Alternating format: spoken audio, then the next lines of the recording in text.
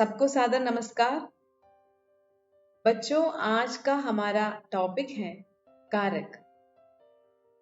तो इसमें हम कारक की जो परिभाषा तथा वाक्य में वो किस तरह प्रयुक्त होते हैं, इन सभी बातों की जानकारी हासिल करेंगे। तो पहले देखते हैं इसकी जो परिभाषा। संज्ञा या सर्वनाम के जिस रूप से वाक्य के अन्य शब्दों के साथ विशेषकर क्रिया से उसका संबंध सूचित होता है, उसे हम कारक कहते हैं। तो यहाँ इस परिभाषा से ही हमें समझ में आ गया, संज्ञा या सर्वनाम जो है वाक्य में तरह तरह के रूप में प्रयुक्त होते हैं और कारक से ही हमें ये पता चलता है कि उस वाक्य में क्रिया से इन शब्दों का किस तरह का संबंध सूचित होता है। तो उदाहरण देख लीजिए, श्री राम ने रावण को बाण से मारा। यहाँ ने को से हटाने से श्री राम रावण बाण मारा, इस तरह जो शब्द रखने से वाक्य में कोई अर्थ नहीं निकलता और आगे जो है परस्पर जो शब्दों के साथ कोई भी संबंध भी नहीं सूचित होता। तो ये ने को से जो चिन्ह है, जो कारक चिन्ह ही है, कारक की जो विभक्ति चिन्ह ही है, इसके माध्यम से ही अन्य शब्दों के साथ उसका संबंध भी सूचित हुआ है और वाक्य पूर्ण रूप से उसका अर्थ भी हमें समझ में आता है। देखिए, यही इसकी खूबी है कारक की, जो क्या है, प्रत्येक जो शब्द के साथ ये ने को से जो चिन्ह जो है वो जुड़ जाते हैं और साथ ही साथ उसका संबंध विशेषकर क्रिया से किस तरह होता है हम जान लेते हैं। तो इस तरह के जो शब्द है या इसको ही हम चिन्ह कहते हैं, विभक्ति या परसर्ग। यही कारक की विभक्ति है या कारक का परसर्ग है। ने को से यहाँ इसी रूप में ही प्रयुक्त हुआ है और संज्ञा या सर्वनाम के तरह तरह के रूप को इसी विभक्ति से ही हम जान लेते हैं। तो आगे हम देखेंगे कौन कौन से कारक है हिंदी में। तो हिंदी में तो प्रमुख रूप से 8 कारक हैं और कौन कौन से हैं? कर्ता, कर्म, करण, संप्रदान, अपादान, संबंध, अधिकरण और अंत में संबोधन कारक। इस तरह 8 जो कारक हैं, इसकी चर्चा हम आगे विस्तृत रूप से करेंगे। देखिएगा, पहला जो कारक कर्ता कारक, तो इसकी विभक्ति है ने। तो क्या है कर्ता कारक? जिससे काम करने वाले का बोध हो, यानी कि सब्जेक्ट वही करता है। तो वाक्य देखिएगा, राजू ने पुस्तक पढ़ी। तो इस वाक्य में क्रिया जो है भूतकाल में ही प्रयुक्त हुई है, ने प्रत्यय कर्ता के साथ जुड़ गया है। यहाँ कार्य करने का काम या कार्य करने वाला कौन है? राजू है। तो राजू के साथ ने जो विभक्ति है, विभक्ति चिन्ह जो है जुड़ गया है। और पुस्तक जो है क्या है? कर्म है या ऑब्जेक्ट है। पढ़ना जो है वर्ब है या क्रिया।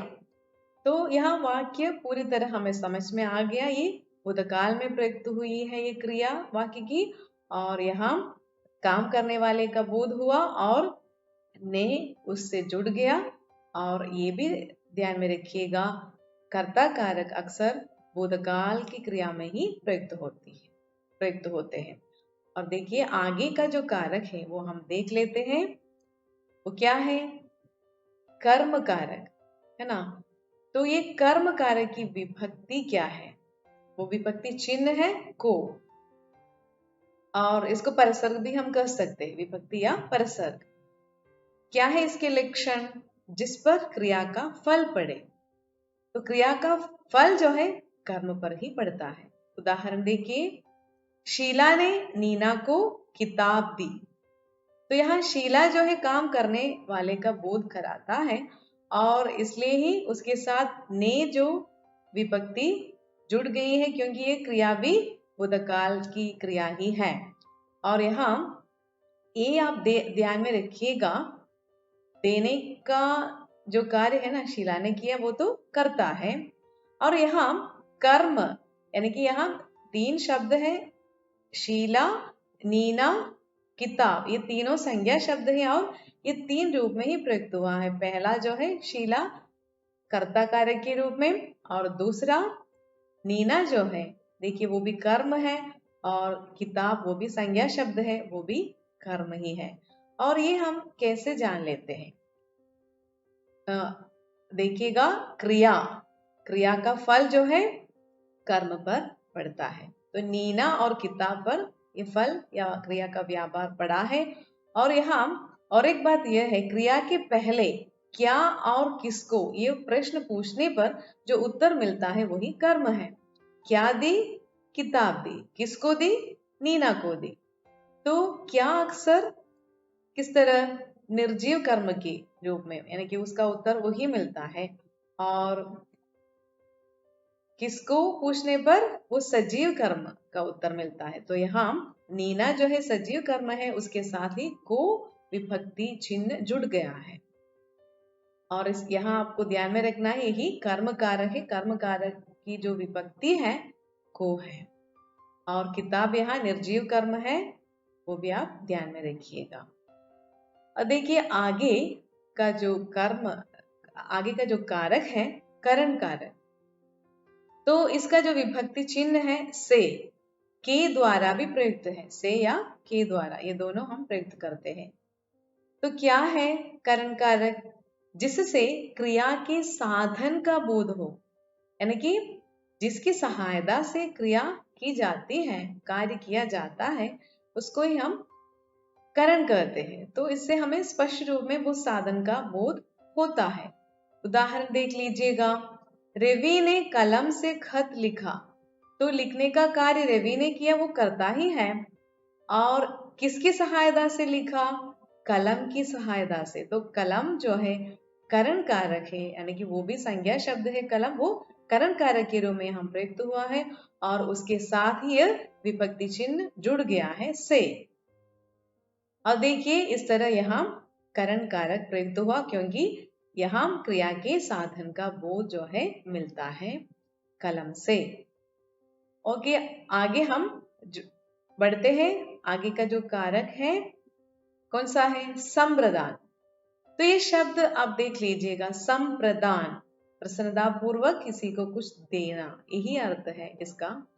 तो जो भी हो, इसकी जो विभक्ति है, विभक्ति चिन्ह के रूप में हम कह सकते हैं को और के लिए, ये दोनों प्रयुक्त है। अक्सर हम के लिए शब्द का ही प्रयोग करते हैं। देखिए लक्षण है जिसके लिए काम किया जाए, यानी कि जिसके लिए काम किया जाए उसको ही हम संप्रदान कारक कहते हैं। उदाहरण देख लीजिएगा, रोहन ने अपनी बीबी के लिए हार खरीदा। तो यहाँ खरीदने का कार्य रोहन ने किया है, तो रोहन करता ही है। और यहाँ देखिएगा किसके लिए काम किया है उसने? अपनी बीबी के लिए। तो बीबी जो है यहाँ संप्रदान कारक है, वो तो संज्ञा शब्द है, वो संप्रदान कारक के रूप में यहाँ प्रयुक्त हुआ है। और उसके साथ ही ये विभक्ति चिन्ह जुड़ गया है के लिए। तो रोहन ने अपनी बीबी को या बीबी के लिए हाथ खरीदा। तो इस तरह यह संप्रदान कारक आ गया। और देखिए अगला जो कारक है कौन सा है? अपादान कारक। तो अपादान कारक की जो विभक्ति चिन्ह है, उसका जो विभक्ति चिन्ह क्या है? से। तो ये आपको पहले ही पता है ना, करण कारक की जो विभक्ति है वो भी से है। तो क्या है इसमें अंदर? करण कारक से क्या है? क्रिया के जो है साधन का बोध होता है, यानी कि जिसकी सहायता से क्रिया की जाती है उसका बोध हमें मिलता है करण कारक, वहां से विभक्ति है। लेकिन यहाँ अपादान कारक में क्या है? एक वस्तु का जो है दूसरे वस्तु से अलग होने का भाव सूचित होता है, अलगाव का या सेपरेशन का भाव सूचित होता है। तो इस अर्थ में ही अपादान कारक को हम लेते हैं, और इसका विभक्ति, इसकी जो विभक्ति चिन्ह के रूप में हम कह सकते हैं से, या परसर्ग है से। उदाहरण, नल से पानी निकलता है, पेड़ से फल खिलते हैं। तो यहाँ नल से पानी का निकलना यहाँ स्पष्ट है कि नल से पानी का अलग होना और पेड़ से फल का अलग होना, ये दोनों यहाँ सूचित हुआ है। तो एक वस्तु का दूसरे वस्तु से अलग होने के अर्थ में यहाँ नल जो है वो स्थान है जिससे ही पानी निकलता है, इसलिए नल यहाँ अपादान कारक है। और पेड़ से ही पत्ते गिरते हैं, तो वहां पेड़ जो है यहाँ बादान कारक है और नल और पेड़ के साथ परसर्ग जुड़ गया है से, तो इस तरह यहाँ अपादान कारक बन गया। और एक वस्तु के एक स्थान से दूसरे, एक वस्तु का एक स्थान से भी, ऐसा भी हम कर सकते हैं, यानी कि सिनेमा हॉल से बच्चे निकल पड़े, तो वहां सिनेमा हॉल से बच्चों का बाहर निकल पड़े, तो वहां कहेंगे तो वहां भी हम से शब्द, ये जो है कार्य की जो विभक्ति है उसको प्रयुक्त हुआ है। तो इस अर्थ में जो भी हो, एक वस्तु का एक स्थान से दूसरे स्थान से अलग होना, इस तरह भी हम प्रयुक्त कर सकते हैं। एक वस्तु का दूसरे वस्तु से अलग होना यहाँ भी प्रयुक्त हुआ है, इसलिए अपादान कारक है। और इसका जो विभक्ति, इसकी जो विभक्ति है से। तो आगे देख लीजिए, आगे का जो कारक है संबंध, यानी कि संबंध को सूचित करने के अर्थ में, तो कौन कौन से हैं विभक्ति के रूप में हम ले सकते हैं ना, का, के, की, रा, रे, री। तो यहाँ का, के, की जो है अक्सर संज्ञा शब्दों के साथ प्रयुक्त होता है और रा, रे, री जो है सर्वनाम शब्दों के साथ। और भी ये बात यह है कि का जो है पुल्लिंग शब्दों के अर्थ में, पुल्लिंग शब्दों के साथ ही प्रयुक्त होता है, और के सम्मान या आदर को सूचित करने के अर्थ में और बहुवचन शब्दों के अर्थ में, दोनों में प्रयुक्त होते हैं। फिर की जो है अक्सर स्त्रीलिंग शब्दों के साथ ही प्रयुक्त होती है। तो फिर ये संज्ञा शब्द के साथ ही है। फिर रा, रे, री जो है मेरा, मेरे, मेरी, यानी कि सर्वनाम शब्दों के साथ ही ये जुड़ जाता है। तो जो भी हो, संबंध कार्य की जो विभक्तियों के रूप में हम इनको ले सकते हैं, और इसका जो लक्षण है यानी कि संबंध को सूचित करने के अर्थ में। और फिर क्या है, उदाहरण देख लीजिए आप, राजू का घर, राजू की माँ, राजू के पिता। तो यहाँ राजू का संबंध घर से, माँ से और पिता से सूचित हुआ है। वहां हमने सर्वनाम, जैसे कि हम संज्ञा के रूप में है इसलिए का, के, की इस अर्थ में प्रयुक्त हुआ है। और यदि हम यहाँ सर्वनाम का उदाहरण ले लेते हैं तो क्या है, मेरा घर, मेरी माँ, मेरे पिता, इस अर्थ में। तो वहां देखिए के जो है सम्मान के रूप में, पिता को सम्मान देने के अर्थ में वहां के शब्द का प्रयोग हुआ है। बहुवचन के रूप में भी हम कई उदाहरण ले सकते हैं, राजू के जूते, तो इस अर्थ में एक से अधिक जो है ना, इस अर्थ में भी हम ले सकते हैं। तो जो भी हो, यहाँ संबंध कारक ही है। और आगे देखिए, आगे का जो कारक है अधिकरण कारक। तो अधिकरण कारक की जो विभक्तियां हैं, यानी कि विभक्ति चिन्ह के रूप में हम ले सकते हैं मैं और पर, ये दोनों। तो क्या है अधिकरण कारक, जिससे संज्ञा के आधार का बोध होता है। तो वो आधार जो है वो स्पष्ट रूप में हमें इसमें मिलता है अधिकरण कारक में। तो उदाहरण देख लीजिए, बाबूजी घर में आराम कर रहे हैं, सीता कुर्सी पर बैठी है। तो यहाँ बाबूजी का घर में आराम करना बताया गया है, तो वहां घर जो है आधार के रूप में प्रयुक्त हुआ है, यानी कि घर यहाँ अधिकरण कारक है। और दूसरे जो उदाहरण में सीता का कुर्सी पर बैठना ऐसा बताया गया है, तो कुर्सी यहाँ अधिकरण कारक है, क्योंकि वाक्य में क्रिया का जो आधार है वो कुर्सी है, पहले में घर है। तो इस दृष्टि से ये दोनों जो है स्पष्ट रूप में हमें मिल सकता है। और आराम करने की जो बात बताया गया है वो तो घर में है, और दूसरा बैठने का जो बात जो है ना वो भी क्या है, कुर्सी पर ही बताया गया है। तो इस तरह जो है ये पूर्ण रूप से स्पष्ट रूप में हमें मिलता है, ये अधिकरण कारक ही है और ये विभक्तियां जुड़ गई है मैं और पर। देखिए अंतिम जो कारक वो तो क्या है, संबोधन कारक है। तो क्या है संबोधन कारक? तरह तरह के, जैसे कि संबोधन के लिए प्रयुक्त शब्द हम इसको जो है विभक्ति के रूप में हम ले सकते हैं। हे, अरे, हाय, इस तरह बहुत सारे जो संबोधन सूचक शब्द जो है इसमें हम ले सकते हैं। और इसका जो लक्षण है या इसको हम किस तरह सूचित कर सकते हैं, जो शब्द किसी व्यक्ति को संबोधन करने के अर्थ में प्रयुक्त किया जाए उसे हम संबोधन कारक कहते हैं। तो उदाहरण देख लीजिएगा, हे राम, यह क्या हो गया? अरे राजू, तुम यहाँ कैसे? तो ये दोनों जो वाक्य है तो दो उदाहरण के रूप में दिया गया है।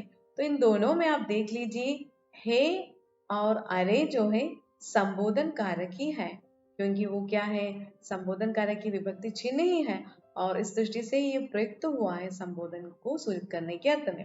और यहाँ और एक बात भी आप ध्यान में रखिएगा, अक्सर सभी कारकों की चर्चा हमने की तब तो हमने देखा कि कारक जो है, कारक के बाद ही वो विभक्ति जो है आ जाते हैं ना, विभक्ति चिन्ह जो जुड़ जाते हैं। और यहाँ जो है कारक के पहले ही विभक्ति चिन्ह जो है जुड़ जाते हैं। तो ये संबोधन जो है यानी कि इसके लिए प्रयुक्त ये हे जो है राम के पहले आ गया है और राजू के पहले ही अरे आ गया है। तो ये दोनों जो विभक्तियां अक्सर यही संबोधन कारक में आप ध्यान देने की बात है, क्योंकि ये पहले ही जुड़ते हैं, ये जो विभक्ति चिन्ह। और इस तरह आठों कारक की चर्चा हमने की और इसी के साथ जो है हम इस टॉपिक को यही विराम लेना मैं चाहती हूँ और आपसे मैं विदा लेती हूँ। सबको धन्यवाद।